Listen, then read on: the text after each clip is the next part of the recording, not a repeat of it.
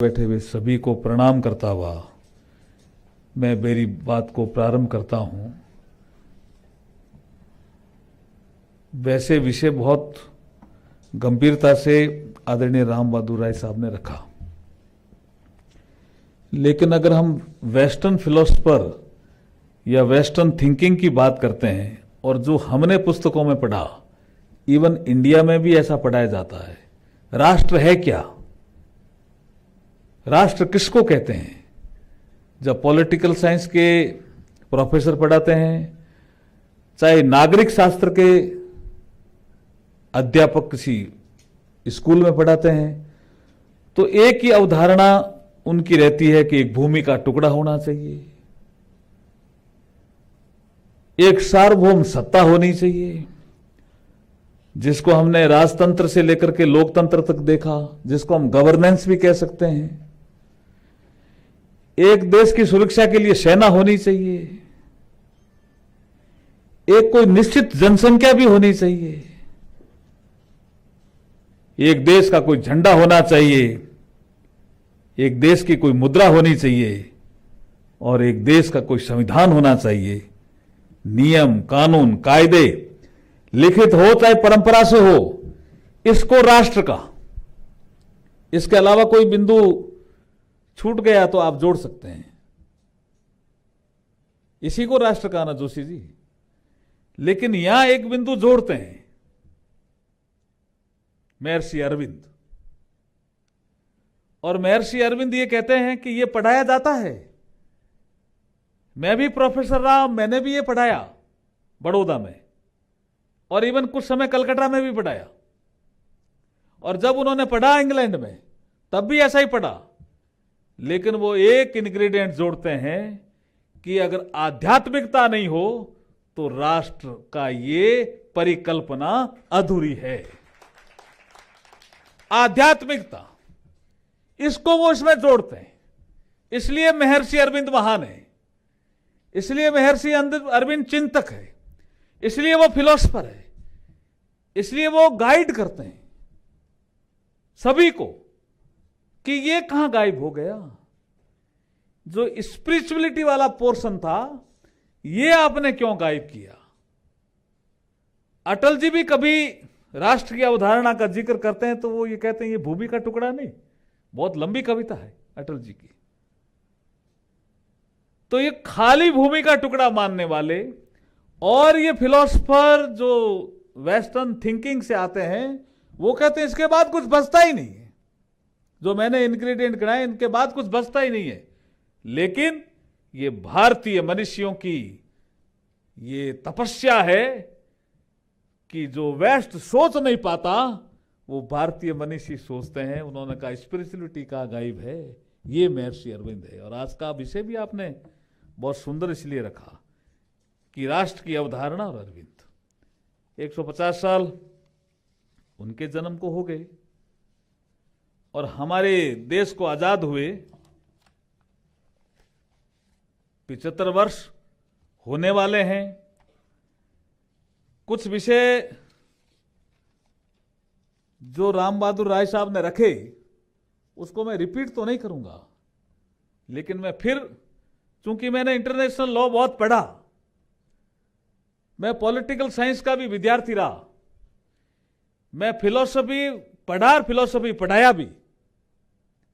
महर्षि अरविंद को उस समय जो थॉट प्रोसेस में पॉलिटिकल साइंस में कुछ विद्वान आते थे, उसमें महर्षि अरविंद भी हमें लोग पढ़ाते थे। तब से लेकर के हमारे झुंझुनू में आश्रम चंद्र प्रकाश खेतान जी का, उनकी बहन ललिता जी का दिल्ली में कहीं है, पांडिचेरी में उनकी बहन एक रहती है। चंद्र प्रकाश खेतान जी के कारण मैं पांडिचेरी गया, मैंने वहां भी अनुभव किया। उसके बाद इस समय ताजा ताजा पांडिचेरी में जब चुनाव हुए तो आपने देखा होगा कि मुझे इलेक्शन इंचार्ज बना करके पांडिचेरी भेजा। ये मात्र कोई डिसीजन नहीं है, ये कोई संयोग है जिसको आध्यात्मिकता का जोड़ते हैं महर्षि अरविंद। मेरा भी कोई नाता होगा जी, नहीं तो मेरा काम है रेगिस्तान में रहने वाला, मैंने कहा भी प्रधानमंत्री जी को, मैंने कहा साहब मेरा पाकिस्तान के पास एरिया लगता है बीकानेर, और आपने मुझे पांडिचेरी भेज दिया लंका के किनारे, क्या तारतम्य है। तब उन्होंने मुझे कुछ और पॉलिटिकली समझाने की कोशिश की, लेकिन जो उन्होंने समझाया उसे मुझे लगा कि कोई न कोई तारतम्य होगा, इसलिए तो आपको भेजा है।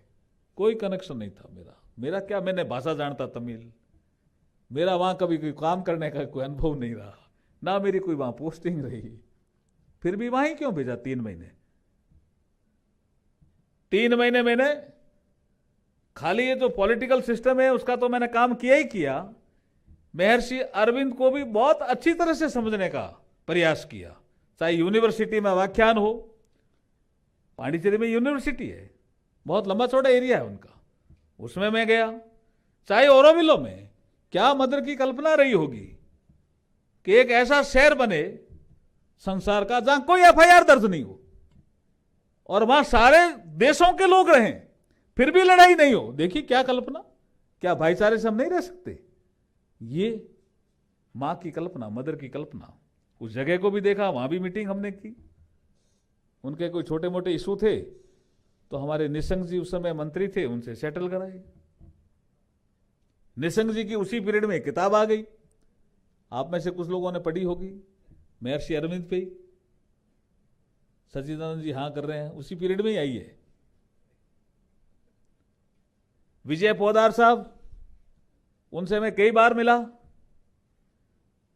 150वीं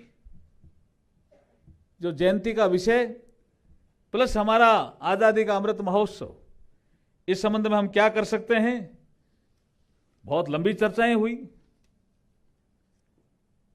अब इन सारे विषयों को जब अपन लेते हैं, और जो हमारे आदरणीय राम बहादुर राय साहब ने जो जिक्र किया, 5 साल के चले गए इंग्लैंड, 1893 में यहां आते हैं। आईसीएस की परीक्षा बहुत मुश्किल परीक्षा होती है जी, एज भी छोटी कर दी थी अंग्रेजों ने ताकि कोई इंडियन पास ही नहीं हो। उसमें महर्षि अरविंद पास होते हैं, लेकिन वो जाते इसलिए नहीं है, जो मैंने पढ़ा, हो सकता है मैं गलत भी हूं, वो जाते इसलिए नहीं है। वो कहते हैं कि एक मजिस्ट्रेट होता है आईसीएस, जो इंडियंस के लिए निर्णय करता है, सजा करता है। अच्छा तने आंदोलन किया, 7 दिन जेल में, फिर जुडिशियल पावर भी उसी को ही होती है, आईसीएस ऑफिसर को। लंबे समय तक रही है जुडिशियल पावर। 1973 में सीआरपीएस का अमेंडमेंट हुआ, तब तक डिस्ट्रिक्ट मजिस्ट्रेट को जुडिशियल पावर थी, मतलब सजा भी वही सुना रहा है। तो वो महर्षि अरविंद के मन में विचार आया कि मैं इंडियन और मैं मेरे देश के लोगों को सजा करूंगा, नो, ये काम मैं नहीं कर सकता। उनके पिताजी ने बहुत जिक्र किया कि तुम देओ ये घुड़सवारी का। एक बार छोड़ आए, फिर उन्होंने कोई एक्स्ट्रा ऑर्डिनरी परमिशन ले ली। उनके फादर डॉक्टर थे, अच्छे बहुत फेमस डॉक्टर थे, उन्होंने कैसे ही करके एक्स्ट्रा ऑर्डिनरी परमिशन ले ली, फिर भी नहीं गए। तो फादर ने पूछा भी ऐसा इतना बड़ा, तो उन्होंने कहा मुझे, मेरे अंदर कोई ऐसी सत्ता है जो मुझे खींचती है कि तेरे को ये काम नहीं करना, तेरे को और काम करना है। वो आध्यात्मिकता है, वो आध्यात्मिकता है जो इस राष्ट्र की अवधारणा में महर्षि अरविंद जोड़ते हैं। एक घटना जिसका जिक्र राम बहादुर राय साहब ने किया बड़ोदरा में, वो पढ़ाते थे, लेकिन एक बहुत सुंदर घटना उनके जीवन की है। वो जो तनख्वाह मिलती थी, वो जैसे एक टेबल है ना, ऐसे उस टेबल पे वो तनख्वाह रख देते थे। तो जो कोई भी आता तो वो कहता मेरे कपड़े के पैसे, बोला वहां से उठा लो। कोई आता कि मैंने सफाई की है आपके कमरे की, महीने भर मैं कर रहा हूं मैं, पैसे, बोला वहां से उठा लो। कोई आता कि जिसमें आपका पानी चू रहा था तो मैं कारीगर हूं और मैंने आपको ठीक कर दिया, मुझे पैसे, बोला वहां से उठा लो। तो उनके दोस्त आए, उन्होंने कहा ये क्या कर रहे हो आप, ये पैसे तो कहीं अंदर रखा करो, कोई ज्यादा ले लेगा तो महर्षि अरविंद क्या जवाब देते हैं, मैं जब, ये आध्यात्मिकता है कि मैं जब जन्मा था तो पैसे लेके जन्मा था क्या, मैं जो मुझे रोटी मिल रही है मुझे कपड़े मिल रहे हैं, जिस दिन नहीं मिलेंगे उस दिन देखेंगे।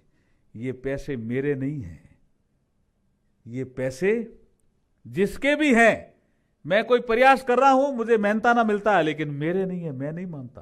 पूरे संसार के आदमियों का इन पैसों पर हक है, इसलिए वो मेरे नहीं है, इसलिए मैं इस ताले में नहीं रखता। क्या सोच रहा होगा जी उस समय, और उम्र क्या रही होगी? ये इतनी कम उम्र में ऐसी बड़ी सोच तो कोई साधारण आदमी की तो हो नहीं सकती ना। इसलिए वो स्पिरिचुअलिटी को बार बार कहते हैं कि राष्ट्र की अवधारणा में भी स्पिरिचुअलिटी रहनी चाहिए, नहीं तो कोई राष्ट्र पूरा हो ही नहीं सकता, उसकी अवधारणा पूरी नहीं हो सकती। और जिसका जिक्र राम बहादुर राय जी कर रहे थे, ये बाकी बड़े विषय हैं, इन्होंने सारे विषयों का जिक्र कर दिया। मैं उस कांग्रेस के इतिहास में भी नहीं जाऊंगा। सूरत का कांग्रेस का अधिवेशन वास्तव में बहुत हंगामेदार था, लेकिन जब हम इतिहास को पढ़ते हैं तो 1917 में महात्मा गांधी का अवतरण हो जाता है, चंपारण सत्याग्रह महात्मा गांधी। लेकिन 1920 तक का कालखंड इस स्वतंत्रता संग्राम के आंदोलन में तिलक जी के नाम पे ही है। लोकमान्य गंगाधर तिलक, स्वतंत्रता मेरा जन्म सिद्ध अधिकार है, मैं इसको प्राप्त करके ही रहूंगा, इतना बड़ा उद्घोष देने वाले तिलक 1920 में नहीं रहते। तो 20 तक तिलक युग, और 20 के बाद 1947 तक गांधी युग, यही इतिहास में पढ़ाया जाता है। लेकिन महर्षि अरविंद पांडिचेरी में होते हैं, लेकिन कोई एक दिन ऐसा नहीं जाता जिस दिन वो राष्ट्र का चिंतन नहीं करते। इसलिए महर्षि अरविंद को लोग कहते हैं ना, कुछ लोग, कि वो वहीं रह गए। वो उत्तरपाड़ा का भाषण अपने आप में उसका उत्तर है, वो टर्निंग पॉइंट है उनके लाइफ का। उत्तरपाड़ा के भाषण का उनका लाइफ का टर्निंग पॉइंट है। और 1910 के बाद उधर ही रहते हैं। मदर आती है, मदर भी बाद में वहीं रहती है 1920 के आसपास के बाद लगातार। और उनका जो सकारात्मक सोच के साथ जो काम चलता है, चिंतन चलता है, जो आध्यात्मिकता का पुट देने का काम करते हैं, चाहे वो डिवाइन लाइफ से करते हों, चाहे सावित्री से करते हों, चाहे सुपर कॉन्शियस माइंड का कंसेप्ट देने से करते हों, चाहे ग्रुप इनकारनेशन का थॉट देने से करते हो, क्या है ये सब राष्ट्र की अवधारणा का विषय है जो वहां बैठ के उन्होंने लिखे। और चंपक राय जी को भी मैं याद करता हूं कि वो लगातार बिना थके महर्षि अरविंद की शाही भरते रहे और महर्षि अरविंद लिखते रहे। इसलिए हमें आज थॉट मिलने पढ़ने को मिला है, और इसलिए हम 150वां और 75वां जो हमारा आज़ादी का अमृत महोत्सव है उसके साथ ये विषय रख रहे हैं। हमारे विद्वान साथी इस विषय को आगे रखेंगे, लेकिन मैं एक विषय और लेकर के मेरी बात को समाप्त करता हूं। देखिए, आप जिक्र करते हैं 1908, 9, 10, बहुत छोटा कालखंड है महर्षि अरविंद का, जिसमें वो स्वतंत्रता संग्राम के आंदोलन से जुड़ते हैं। कुछ 5 साल, कुछ 6 साल, ऐसा कुछ लोग कहते हैं। लेकिन उसमें सूरत भी आ गया, उसमें वंदे मातरम भी आ गया, उसमें उनकी आलेख की लेख लिखने की माला भी आ गई, सब आ गया। लेकिन एक विषय चलता रहता लगातार। वो विषय है कि क्या कलकत्ता से हमें राजधानी शिफ्ट करनी है। ये शिफ्टिंग का प्रोसेस भी उसी पीरियड में होता है। बंग भंग का आंदोलन वही 5 से 10, और उसके तुरंत बाद कलकत्ता से राजधानी शिफ्ट होती है, और महर्षि अरविंद भी पांडिचेरी चले जाते हैं। और पांडिचेरी में जो उनका आध्यात्मिक उन्नति होती है वो उसी का ही परिणाम है कि 5 दिसंबर को इस भौतिक शरीर से उनके प्राण नहीं रहते, ऐसा लोग कहते हैं। लेकिन जब लगातार उनकी ऊर्जा बनी रहती है, 4-5 दिन हो जाते हैं। पांडिचेरी फ्रेंच कॉलोनी है। मुझे वहां के लोगों ने बताया कि 5 दिन के बाद एक किसी ने कंप्लेंट कर दी कि ये डेड बॉडी का संस्कार नहीं कर रहे हैं। तो फ्रेंच में जब शिकायत हुई तो डॉक्टर जांच करने आया, तो मदर ने कहा आप जांच कर लीजिए, एज इट इज है। उन्होंने कहा ऐसा हो ही नहीं सकता, किसी आदमी की डेथ हो गई हो और वो एज इट इज रह नहीं सकता। फ्रेंच जो डॉक्टर था वो जब जांच करी उसने तो वो अचंभित हो गया और उसने भी लिखा कि मैंने बहुत मृत लोगों की जांच की है, ये मृत जरूर हैं लेकिन मुझे लगता है कि आत्मा से अमर हैं, जिंदा हैं। ऐसे फ्रेंच ने भी कहा। तो ताली बजा ही रहे हो तो ढंग से बजा दो, क्या है। इट इज ए रिकॉर्डेड इस फ्रेंच डॉक्टर का एक सारा रिकॉर्डेड मैं बात कर रहा हूं। आपने विष्णु भास्कर लेले का भी जिक्र किया। वो योग के मार्ग में ले जाने वाले, उनके बड़े भाई साहब बड़ौदा ही रहते थे, वो विषय एक अलग था, बीमार पड़ गए थे। योग के मार्ग पर ले जाने वाले, साथ में आपके अंदर इतनी आध्यात्मिक चेतना उसको जगाने वाले भी थे। बोला मैं भाषण कैसे करूं, भाषण ऐसे कर सकते हो, अंदर से पहले खालीपन हो फिर भाषण करो। देखा बहुत अच्छा भाषण हुआ, ये चमत्कार हुआ उनका। तो योगी के रूप में भी उनका पदार्पण, अगर मैं कुछ शब्दों का जिक्र करूं तो एक साथ उनके कई शब्द अपन कह सकते हैं। क्या थे? महर्षि अरविंद, उनकी एक पुस्तक प्रकाशित होती है फ्रांस में, उसका नाम होता है एडवेंचर ऑफ कॉन्शियसनेस। ये बहुत फेमस बुक होती है और इतने लोग उनको पढ़ते हैं, एडवेंचर ऑफ कॉन्शियसनेस। वो लोग थे कि क्या है, नई चीज है। उस समय जमाना क्या था? जमाना कार्ल मार्क्स की बात करते लोग, हंगर की बात कर रहे थे। कॉन्शियसनेस की बात कौन कर रहा था? हंगर की बात। उस हंगर कॉन्शियस में ये एडवेंचर ऑफ कॉन्शियस डालते हैं। तो पूरी वेस्टर्न फिलोसफी भी प्रभावित होती है महर्षि अरविंद की इस पुस्तक से। और वो कहते हैं नहीं कुछ है। तो ये आपके हेरोल्ड लॉस्की, ये भी इसको पढ़ते हैं। जेएस मिल, ये भी इसको पढ़ते हैं, क्योंकि उस समय बहुत एक थॉट चल रहा था। डेमोक्रेसी के साथ साथ पार्लियामेंट्री फॉर्म ऑफ गवर्नमेंट का एक थॉट चल रहा था। उस बीच में ये एडवेंचर ऑफ कॉन्शियसनेस आती है और बहुत पढ़ते हैं लोग। पढ़ने के बाद इस पुस्तक को जब पढ़ते हैं तब बहुत लोग कहते हैं कि महर्षि अरविंद खाली एक व्यक्ति नहीं है। क्या है? वो महान भारतीय दार्शनिक है। ये सब वेस्टर्न के लोग कहते हैं जी, हम तो बाद में कहने लगे, हमने बाद में कहना शुरू किया। हमारे क्या आदत है कि जब वो कहते हैं तो हम कहने लग जाते हैं, हमें पहले नहीं कहते, जबकि हमें पहले कहना चाहिए, हमारा आदमी, और हम पहले नहीं कहते। महान भारतीय दार्शनिक, आध्यात्मिक गुरु, पथ प्रदर्शक, राष्ट्र कवि, भारतीय पुनर्जागरण के पुरोधा, राष्ट्रवादी नेता, आध्यात्मिक राष्ट्रवाद के अग्रदूत और मानवता के पुजारी, ये सारी पदवी उन लोगों ने दी और हमने भी स्वीकार की बात, हमने भी स्वीकार की बात। अब बहुत लिटरेचर आ गया उनके आधार। एक चीज और लास्ट में वो कहते हैं, बस वो कह करके मैं समाप्त करूंगा, बाकी पैनलिस्ट अपनी बात कहेंगे। बहुत फेमस कोट है उनका।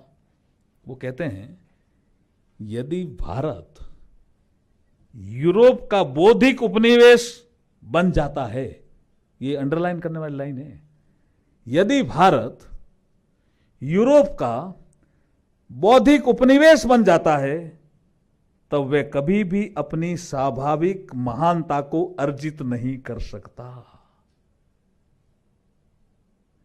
अपनी अंतर्निहित संभावना को परिपूर्ण नहीं कर सकता। जब भी जहां भी किसी राष्ट्र ने अपनी सत्ता का प्रयोजन त्याग दिया तब उसकी वृद्धि रुक गई। भारत को भारत ही रहना होगा, अंडरलाइन, भारत को भारत ही रहना होगा। यदि इसे अपनी नीति का पालन करना है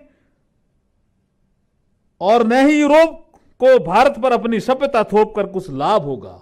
यूरोप को भी कहा कि तुम भी भारत में कोई अपनी सभ्यता नहीं, जैसे अखंड राष्ट्रवाद का उनका एक नारा भी था, वो चाहते भी थे कि टुकड़े नहीं हो देश को, एक बड़ा थॉट था उनका। क्योंकि यदि भारत जो यूरोप की बीमारियों को वैद्य, अब यहां एक बड़ा विषय कहते हैं, भारत जो यूरोप में सारी बीमारियां है ना उनका डॉक्टर है। क्योंकि यदि भारत जो यूरोप की सारी बीमारियों का वैद्य है स्वयं रोग की पकड़ में आ जाएगा तो रोग ठीक कौन करेगा संसार का? ये भारत की महानता का परिदृश्य महर्षि अरविंद ने दिखाया। आपने मुझे बोलने का अवसर दिया, बहुत बहुत धन्यवाद। जय हिंद, जय भारत।